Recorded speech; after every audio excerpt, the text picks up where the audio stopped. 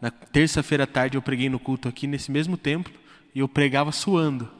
Agora, daqui a pouco, se duvidar, eu estou passando frio. Então essa mudança de clima, ela tem deixado a minha voz, o meu nariz um pouco, como posso dizer, atordoados.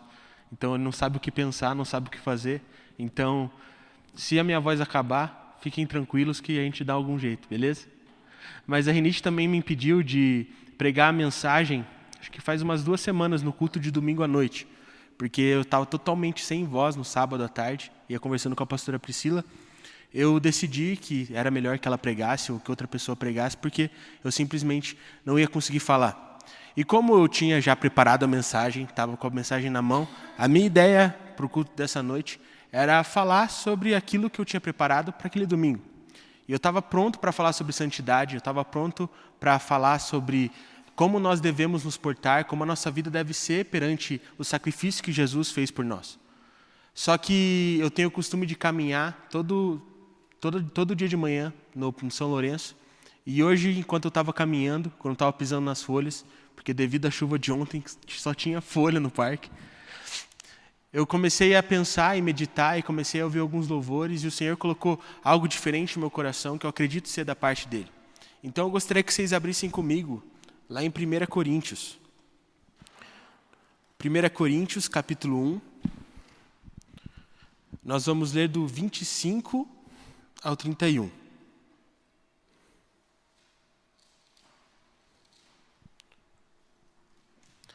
Primeira Coríntios 1, do 25 ao 31. A palavra diz assim: porque a loucura de Deus é mais sábia que a sabedoria humana, e a fraqueza de Deus é mais forte que a força do homem. Irmãos, pensem no que vocês eram quando foram chamados. Poucos eram sábios segundo os padrões humanos. Poucos eram poderosos. Poucos eram de nobre nascimento. Mas Deus escolheu as coisas loucas do mundo para envergonhar os sábios, e escolheu as coisas fracas do mundo para envergonhar as fortes.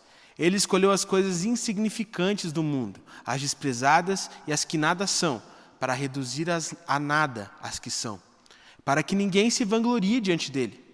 É, porém, por iniciativa dele, que vocês estão em Cristo Jesus, o qual se tornou a sabedoria de Deus para nós, isto é, justiça, santidade e redenção, para que, como está escrito, quem se gloriar, glorie-se no Senhor. Irmãos, eu não sei se você teve a oportunidade de assistir a palavra que foi ministrada no último domingo aqui na igreja. E se você não ouviu, eu recomendo que você escute. A mensagem falou bastante ao meu coração. Então as mensagens elas estão sempre disponíveis ali no YouTube, no Spotify da igreja. E a mensagem mexeu muito comigo. E o pastor Cris ele falou um pouco em relação ao reino de Deus. E ouvindo o que ele disse sobre o reino, e também ouvindo um pouco da pregação de outros pastores, eu pude perceber de que o reino de Deus, na verdade, é um grande mistério. Porque ninguém pode conseguir definir em palavras o que realmente é o reino de Deus.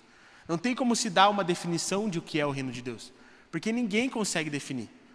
Muitas pessoas falam que o reino de Deus pode ser vivido hoje ou só vivido no futuro, ou de que o reino de Deus virá, mas já é presente. A gente fica cada vez mais confuso toda vez que alguém tenta explicar ou trazer uma definição concreta de reino de Deus.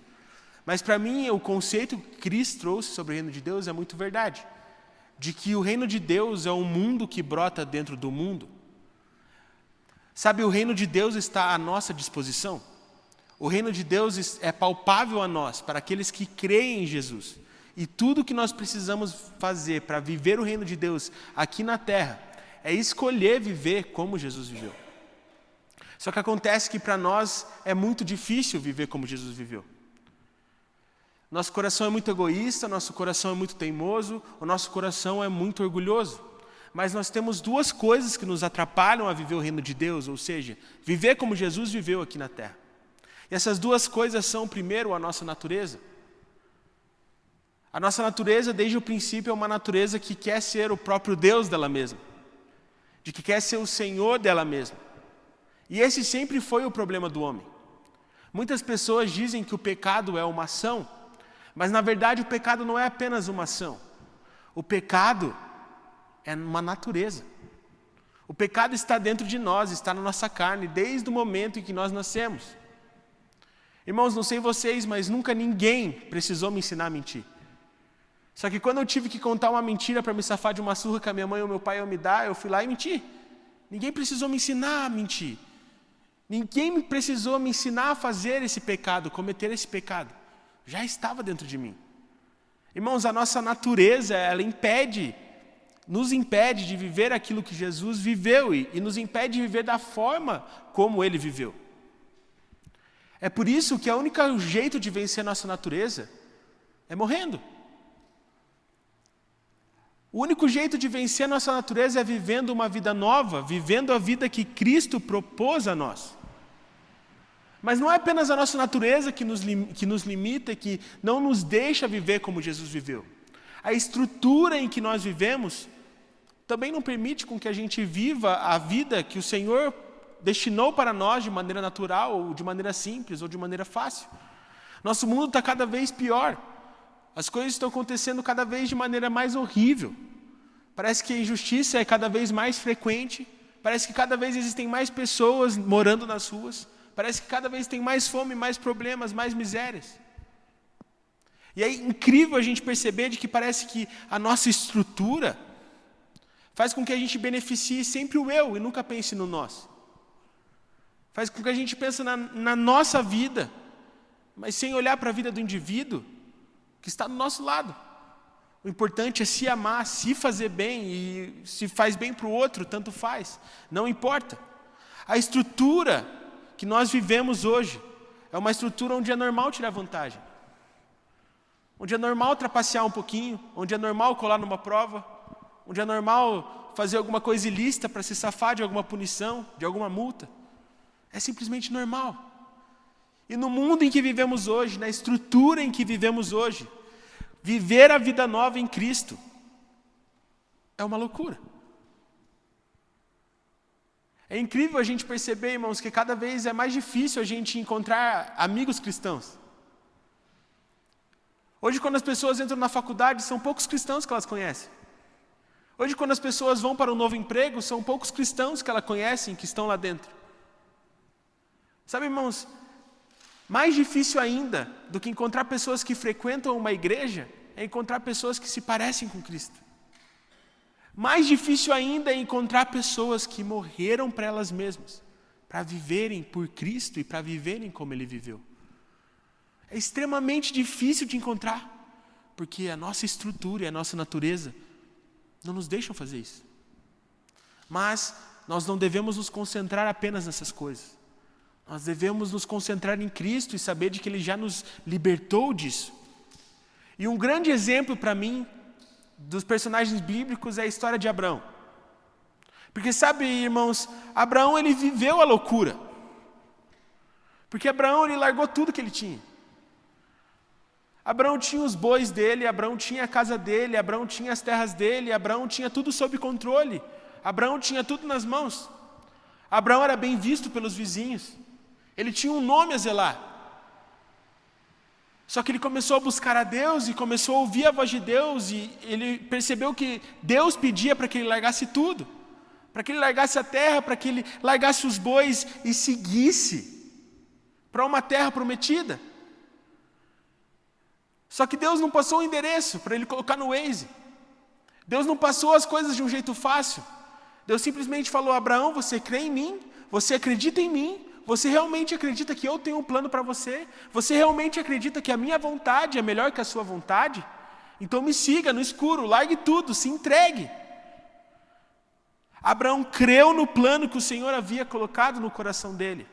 Mas principalmente, ele caminhou passo a passo o caminho pela fé. É exatamente isso que nós devemos fazer. Crer que Cristo já nos tornou novos. E viver essa nova vida e caminhar nessa nova vida pela fé que Cristo nos tornará como Ele é, se nós decidirmos desejar isso com todo o nosso coração e com toda a nossa alma e com toda a nossa vontade. E agora eu quero que você imagine o quanto Abraão sofreu. Imagine, irmãos, que você está indo para a cidade da sua mãe, para o seu pai, ou indo visitar um parente que mora longe, que mora no interior do estado. E daí você para em um determinado posto para tomar um café e para abastecer o seu carro. E daí você se depara com uma família e você começa a conversar com o homem dessa família, com o pai dessa família. E você pergunta para ele qual que é o seu nome. E ele fala, meu nome é Abraão. Daí você pergunta, tá, Abraão, mas para onde você está indo? E daí Abraão olha para você e diz assim, eu não sei. Sabe, eu morava lá na minha cidade, e na minha cidade eu tinha um bom emprego. Eu era bem visto, eu tinha segurança, eu tinha casa, eu tinha dinheiro, eu tinha as minhas riquezas. Só que teve um dia que eu estava conversando com o meu Deus. Um dia eu estava conversando com o meu Senhor. Ele me disse, Abraão, larga tudo que você tem, pega o seu carro e vai. E foi isso que eu fiz. E agora a gente está simplesmente caminhando, seguindo essa estrada, rumo à terra prometida que o Senhor vai nos dar. O que você ia pensar desse Abraão, irmão? Com certeza você ia entrar no carro, olhar para as pessoas que estavam viajando junto com você e falando, esse cara é louco.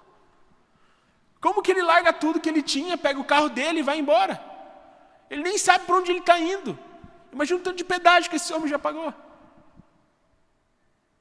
Irmãos, era exatamente dessa maneira que as pessoas olhavam para Abraão e viam Abraão. Esse Abraão é maluco. Esse Abraão está vivendo uma loucura. Ele largou tudo que ele tinha para nada. Porque ele ouviu a voz de Deus. Ele largou tudo que ele tinha para ir num rumo à terra prometida que ele nem sabe onde é. Isso é loucura para nós e era loucura para a época também, mas Abraão decidiu viver a loucura porque sabia que a loucura era a vontade de Deus e tinha fé que a vontade de Deus era o melhor que ele podia viver. Mas além da loucura, Abraão também era um tanto quanto insignificante naquela época. Porque Abraão ele não tinha filhos. E sabe, irmãos, hoje em dia não existe mais um grande tabu se uma pessoa não tem filhos, se um casal decide não ter filhos. Na verdade, está se tornando cada vez mais normal. Mas na época, irmão, não ter filhos era algo absurdo.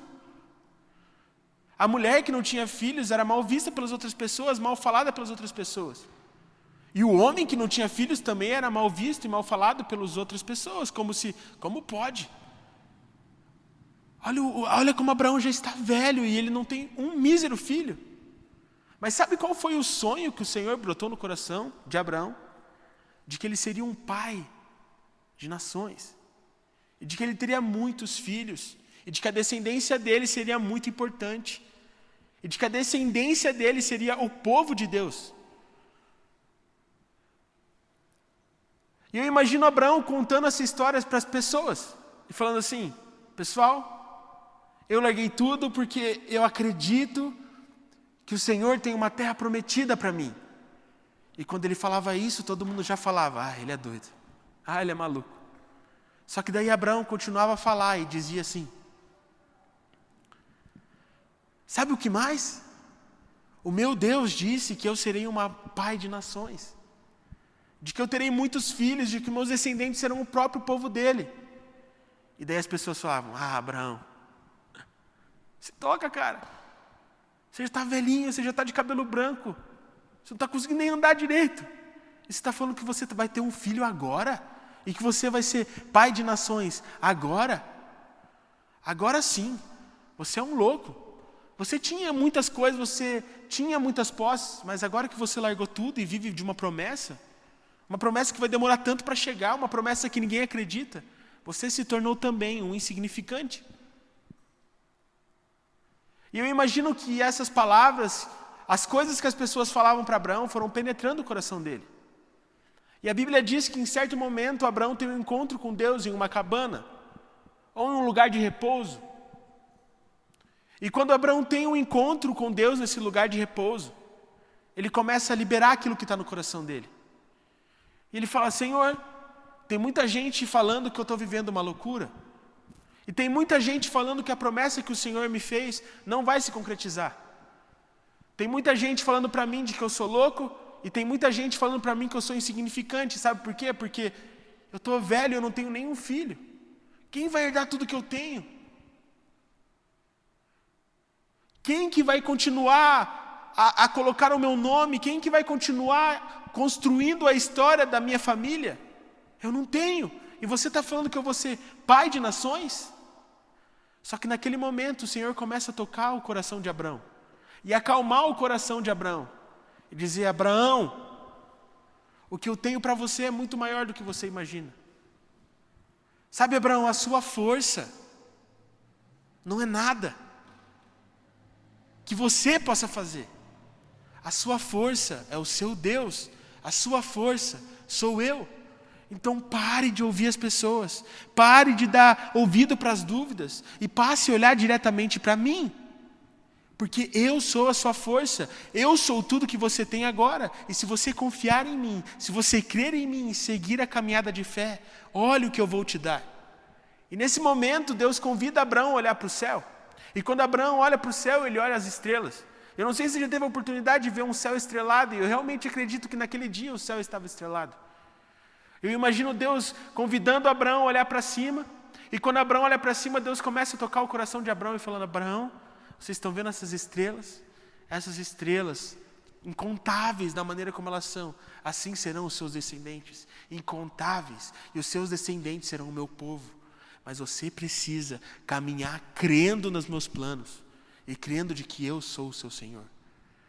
E depois desse encontro com o Senhor, Abraão seguiu motivado, Abraão seguiu caminhando, Abraão seguiu com fé. Só que sabe o que aconteceu, irmãos? Abraão teve que esperar. Abraão teve que esperar as estrelas aparecerem no céu novamente.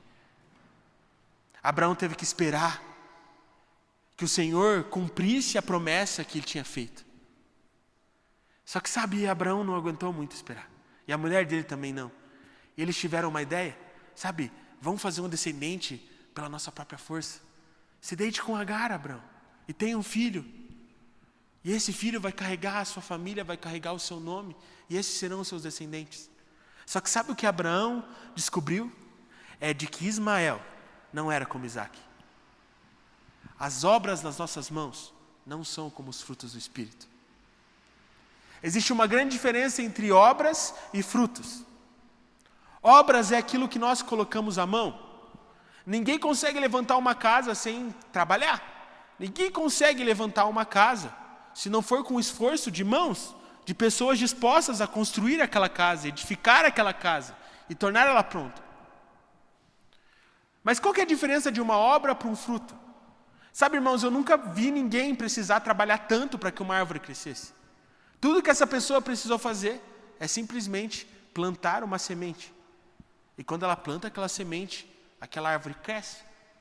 E ninguém ficou precisando aparar a árvore, ninguém ficou precisando deixar a árvore mais bonita para que a árvore desse frutos. Porque os frutos são naturais. E sabe, eu acredito que isso que tem acontecido nas nossas vidas. Nós queremos fazer tudo com a nossa mão, e daí nós só temos obras, e nunca frutos. E na verdade nós não precisamos tanto das obras. O que nós precisamos na verdade são dos frutos do Espírito. São das coisas que o Senhor faz em nós. E são das coisas que Ele frutifica em nós, para que a gente possa cumprir o nosso chamado. Só que para isso, a gente precisa semear. E é isso que o Senhor diz através da vida de Isaías. Ele diz assim: ó povo de Israel, vocês estão pedindo chuva. Vocês estão pedindo que o que vocês plantam frutificam, mas a verdade é que vocês não estão prontos, porque vocês nem sequer plantam. É por isso, irmãos, que nós temos que plantar a nossa semente. E muitas pessoas pensam que essas sementes são vir na igreja, de que essas sementes são ler a Bíblia, de que essas sementes são fazer o devocional, ter um momento de oração. E é óbvio que essas são sementes e coisas que nós precisamos fazer. Só que sabe qual foi a semente de Abraão? A semente de Abraão não foi largar tudo e seguir a Jesus. A semente de Abraão não foi tirar tudo que ele tinha e simplesmente caminhar por uma promessa. A semente de Abraão não foi nem quando ele quase sacrificou o seu filho. Sabe qual foi a semente de Abraão? Foi tudo. Abraão se entregou por inteiro e disse: eis-me aqui, faça o que você quiser. Eu não tenho certeza do que vai ser meu futuro, mas eu tenho certeza de que você é o meu Senhor e de que o que você tem para mim é muito melhor do que eu tenho para mim. Sabe, irmãos, quando nós vamos semear, nós não precisamos semear e não podemos semear apenas uma parte da nossa vida, mas nós temos que nos semear por completo e nos entregar por completo para o Senhor.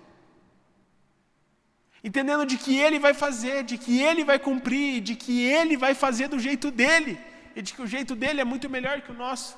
A gente tem que deixar o controle na mão dele para que ele possa fazer o que ele quiser, porque a vontade dele é muito melhor que a nossa. E sabe o que acontece quando nós entregamos tudo, assim como Abraão entregou tudo? A sabedoria desse mundo se torna loucura, e a força desse mundo também é envergonhada. Sabe, eu fico imaginando as pessoas que olharam para Abraão e falaram: nossa, esse Abraão, pai de nações, esse Abraão, esse cara que não sabia nem para onde ele estava indo. Isso aí é loucura. Mas Abraão semeou tudo. E quando os frutos germinaram, quando os frutos surgiram, todo mundo sabia de que aquele era o Abraão, pai de nações. Mas quando Abraão semeava, ninguém dava bola. É difícil semear, irmãos, mas nós entendemos que quando semeamos, a nossa recompensa são os frutos. E os frutos são muito melhores do que as nossas obras. Sabe, irmãos, eu realmente acredito que assim como Deus tinha um plano para Abraão, Deus também tem um plano para nós. Porque afinal é o mesmo Deus que criou o universo e fez ele tão perfeito. O mesmo Deus que fez o planeta Terra e faz com que o planeta Terra permaneça firme, intacto, depois de tantos e tantos anos. O mesmo Deus que manda chuva na hora certa, que manda sol na hora certa, que fez todos os animais, que pensou em tudo que existe, é o mesmo Deus que nos criou, e é o mesmo Deus que te criou. Então Deus separou um tempo da agenda dele para te criar, assim como ele separou um tempo da agenda dele para criar Abraão. E assim como Deus tinha um plano para Abraão, Deus também tem um plano para você, porque ele é um Deus de detalhes. Mas para isso você precisa reconhecer de que se você é obra dele, se você foi feito por ele, é muito melhor confiar em quem te criou do que em você mesmo. Pense, irmãos, se você tivesse com uma máquina na sua casa e você pudesse se consultar com um mecânico qualquer ou com o criador da máquina, com quem que você escolheria se consultar? É óbvio que com o criador da máquina, porque ele criou aquilo. E é a mesma coisa conosco. Se Deus nos criou, por que nós buscamos conselho e orientação em outros lugares? Foi Ele que nos criou, foi Ele que nos fez. Então Ele é a melhor pessoa para falar conosco sobre a nossa vida. Nós precisamos entender isso. E eu acho que é uma relação muito importante que a gente precisa fazer nesse ponto. É em relação ao sistema solar. Porque pensa o seguinte, irmãos. Todo dia a ciência descobre uma nova coisa sobre o sistema solar. O número de estrelas, o número de galáxias que existem. E Deus conhece isso desde o princípio. Agora pensa, irmão, não sei se para vocês não parece doideira quanto para mim parece. Existe um monte de planeta levitando no universo. E girando em volta do Sol. E esses planetas, eles vivem para isso, eles giram em volta do Sol. E sabe, Deus fez tudo tão perfeito que nada colidiu na Terra até hoje. Deus fez tudo de maneira certa, que nós ainda temos oxigênio para respirar, e de que o sistema solar ele continua rodando, girando e funcionando da melhor maneira possível até hoje, porque foi Deus que nos criou. Os planetas eles andam em órbitas. Existem alguns planetas em que a temperatura é muito quente porque estão mais próximos do Sol, e alguns planetas que a temperatura é muito fria porque estão muito longe do Sol. E o que eu quero te dizer hoje, irmãos, é que nós somos como esses planetas. E Jesus é a pessoa que nos faz queimar ou esfriar. Sabe, irmão, você não consegue viver em Mercúrio, porque Mercúrio é muito quente, não tem vida em Mercúrio. Mas você também não consegue viver lá no último planeta, né? Na minha época de escola era Plutão, agora já deve ter descoberto outros. Muitos dizem que Plutão nem era um planeta. E por que não dá para ter vida lá? Porque lá é muito frio, está muito longe do Sol. Jesus morreu para que a gente não recebesse da ira de Deus. Ou seja, para que a gente não fosse queimado por Ele, assim como o Mercúrio é. E através de Jesus nós temos o caminho para ficar perto do nosso sol, que é Deus. Portanto, nós não somos como Plutão, nós não somos frios como ele é. E nós também somos iguais ao planeta porque nós também seguimos uma órbita. E o que faz nos caminhar em órbita não é a gravidade e nem qualquer outra lei da física, mas o Espírito Santo. Então, quando nós cremos em Jesus, nós nos tornamos nem quentes, nem frios. Quando nós cremos que o Espírito Santo vai nos conduzir pela fé nessa caminhada, nós seguimos uma órbita e não conduzimos com nada. Simplesmente nascemos para aquilo que nascemos para viver. Estão entendendo o ponto que eu quero chegar?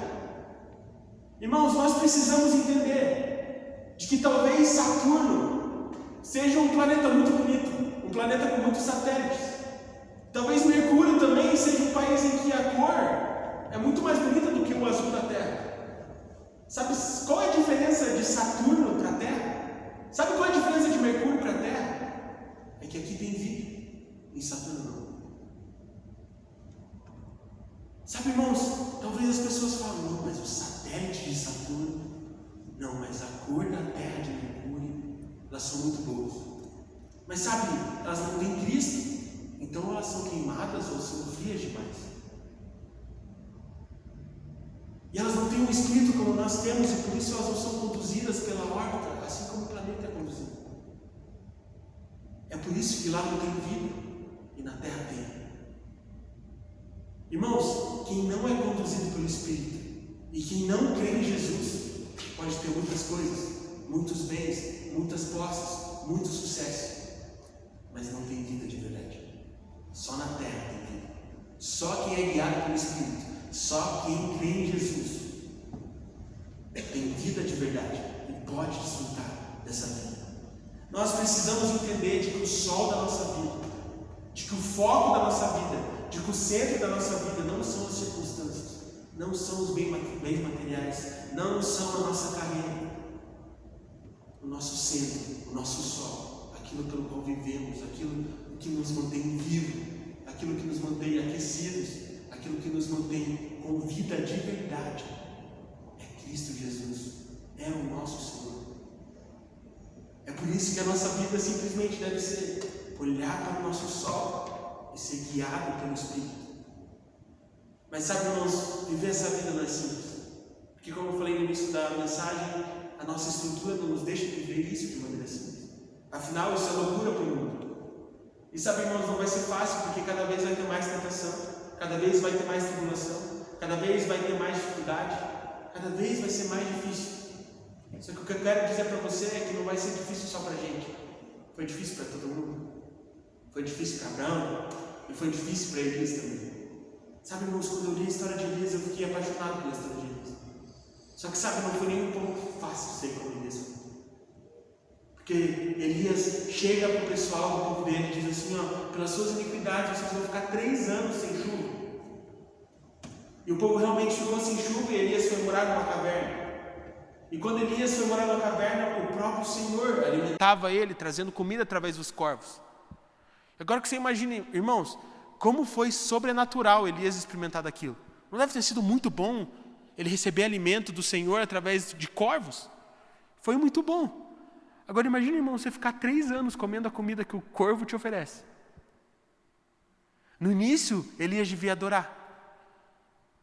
Elias devia amar. Uau, Deus está cuidando de mim. Mas no meio do caminho, ele devia começar a pensar, eu queria ter uma mesa, hein? Eu queria comer outras coisas. Eu queria ter contato com alguém. Eu queria não ser perseguido. Era tão bom no início, mas agora já está ficando desgastante. Daí sabe o que acontece? Elias tem que esperar e parece que 1 ano se passa em nada, 2 anos se passam em nada. E aí o rio começa a secar. E daí quando o rio seca por completo, Elias fala, e aí Deus? E Deus fala, vai para a casa da viúva. Eu imagino Elias doido para conversar com alguém, porque Elias não conversou com ninguém por um período longo de tempo. Ele estava doido para conversar com alguém, perguntar alguma coisa, falar alguma coisa com uma pessoa real. E quando ele chega da viúva, ele consegue a comida daquela maneira sobrenatural também. Mas não só isso, Elias ressuscita o filho daquela viúva quando aquela viúva precisa. E Deus coloca um chamado no coração, uma vontade no coração de Elias: volta para a sua terra, que eu vou fazer com que os profetas de outros deuses caiam por terra, porque eu vou mostrar que eu sou o verdadeiro Deus de Israel. E sabe o que Elias faz, irmão? Ele faz com que fogo desça do céu e coloque fogo lá na fornalha. E as pessoas, através da vida de Elias, perceberam de que Jesus é Senhor, de que o Deus de Israel, na verdade, sempre foi o mesmo, de que o Deus de Davi era realmente o Deus de Israel, e de que ele era o Deus verdadeiro, do qual o povo devia adorar. Você já imaginou, irmãos, você botando fogo na lenha, simplesmente por uma oração? Uau, que sobrenatural! Só que sabe o que aconteceu com Elias? Ele continuou sendo perseguido. Continuou sendo difícil para ele. As angústias começaram a tocar o coração dele. E ele falou assim: Deus, sério? Eu fiz tudo isso? Eu te mantive fiel a você? Eu consegui ressuscitar um homem através do seu poder? Eu trouxe fogo do céu e agora eu sou perseguido? Eu continuo sendo perseguido? Para mim não dá mais não. E Deus fez a mesma coisa com Elias que fez com Abraão. Elias, tenha um tempo comigo. Vá andando até esse monte em jejum. E quando você chegar lá nesse monte, eu vou falar com você. E primeiro veio um forte terremoto. Depois veio uma tempestade de fogo. Uma tempestade normal. Só que enquanto Elias estava tendo um tempo com Deus, uma brisa suave tocou o coração de Elias. E disse: Elias, eu sei que parece insignificante para alguns. Eu sei que parece pesado demais para você. Mas esse é o meu plano. Eu sou muito grato por tudo que você fez por mim. Mas eu quero que você entenda de que a caminhada é pela fé. Confie em mim, Elias. O teu trabalho está acabando. Saia desse monte e vai preparar o seu discípulo, a pessoa que vai ocupar o seu cargo no futuro. E foi isso que Elias fez. Elias calou as angústias que estavam na alma dele. E voltou a caminhar com Cristo, com Jesus, com o próprio Deus. Não pelo fogo, não pela tempestade, mas pela a brisa suave do Espírito Santo. E sabe o que aconteceu logo depois, irmãos? Elias passa as obrigações para Eliseu. E Elias vai morar com Deus de uma maneira sobrenatural. E recebe descanso. E sabe, eu sei que talvez parece loucura. Mas assim como Deus fez Elias, assim como Deus fez Abraão, assim como Deus tinha um plano para Elias, assim como Deus tinha um plano para Abraão, Ele te fez e tem um plano para você. E sabe, se você decidir crer em Jesus e passar a ter essa caminhada de fé, você vai começar a viver uma loucura. E talvez as pessoas achem que você é até insignificante. Mas quando os seus frutos aparecerem, elas reconhecerão através da sua vida que Jesus é Senhor. Sabe, irmãos, a mensagem que eu quero dizer para vocês aqui nessa noite é: se você ainda não decidiu caminhar com Jesus, como esses grandes homens caminharam, vivendo essa loucura que Jesus nos propõe, da vida nova que Ele nos oferece, comece a caminhar hoje. Mas se você está caminhando e parece que você sempre bate a cabeça, e parece que você sempre tropeça, e parece que as coisas sempre não dão certo, e parece que agora só Deus na causa, eu quero dizer para você: vá para a cabana, vá para a caverna, vá conversar com Deus, aquieta a sua alma e deixa a brisa suave do Espírito Santo colocar no teu coração e te botar na órbita de novo, te mostrando que o seu sol não são as circunstâncias, a opinião das pessoas, mas o seu sol é Deus. E esse Deus deu o seu único filho por você naquela cruz. A minha mensagem para você nessa noite é: você não é insignificante. Você não é louco. Você foi gerado por Deus. Deus colocou habilidades dentro de você. Deus colocou aptidões dentro de você que só você tem. E você é especial. Mas qual vai ser a sua decisão? Você vai simplesmente ignorar? ou vai crer que isso é de verdade? Sabe, irmãos, essas 2 semanas foram semanas extremamente difíceis para mim. Sabe quando parece que só vem notícia ruim e coisa para você fazer? Essa semana eu fiquei cheio de coisa para fazer. Essa semana eu fiquei cheio de angústias. Essa semana eu fiquei cheio de preocupação. E sabe, eu comecei a coçar minha cabeça e falei, nossa, essa vida com Jesus é loucura. Sabe, as coisas que eu estou fazendo agora parecem ser tão insignificantes para as outras pessoas. Só que aí, irmãos, eu decidi entrar na cabana. E quando eu entrei na cabana, eu aquietei a minha alma e deixei o Espírito me colocar no lugar onde eu sempre deveria estar. E aí o meu sol deixou de ser as circunstâncias. O meu sol deixou de ser a opinião dos outros novamente. E eu passei a olhar para Jesus de novo. Ele me disse, filho, eu te amo. E ele perguntou, você crê em mim? Eu falei, creio. Você tem fé de que eu posso te fazer viver uma nova vida? Tenho. Então o que você está chorando, velho? Só vai como Abraão foi. Só vai como Elias foi. E viva a vida que eles viveram. Viva a vida que Jesus viveu.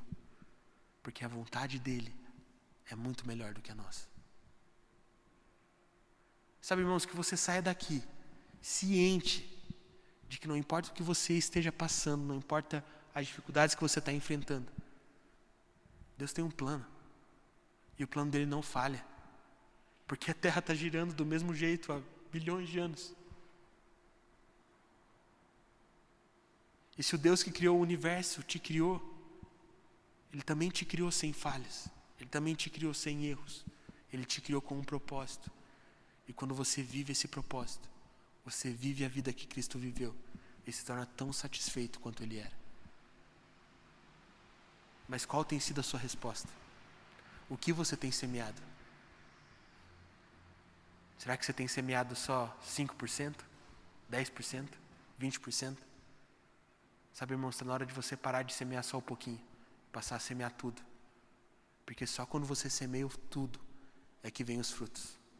A obra passa. As casas podem até cair, mas a natureza, ela continua sempre.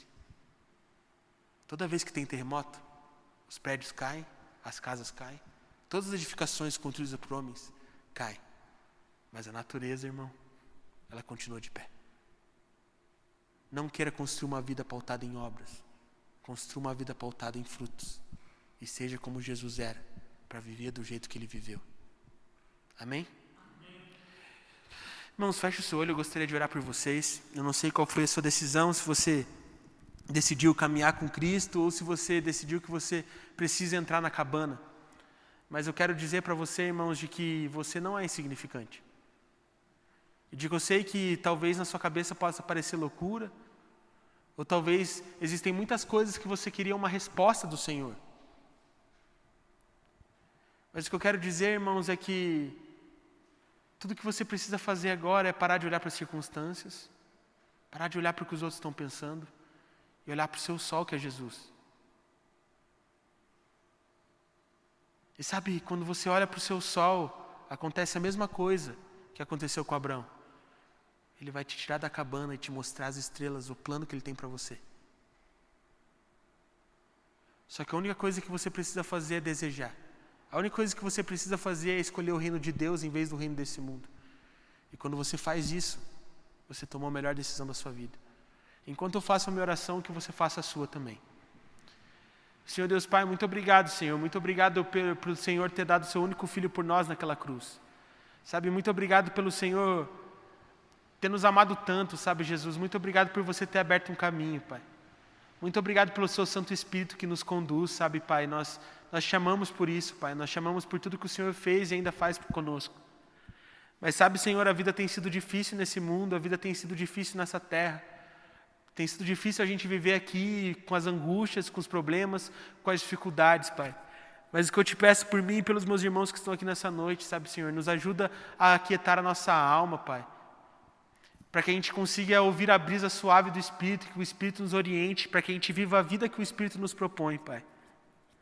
Sabe, Deus, que o nosso sol deixe de ser a circunstância, Pai. Que o nosso sol deixe de ser as coisas desse mundo para que o nosso sol passe a ser você, Pai. E que a gente só tenha olhos para você e para os seus planos. Que o Senhor faça algo diferente na nossa vida, Pai. E que a gente consiga, Pai, viver de fruto e não de obras. É isso que eu te peço, Pai. Em nome do Senhor Jesus. Amém. Deus abençoe a vida de vocês, irmãos. Boa semana.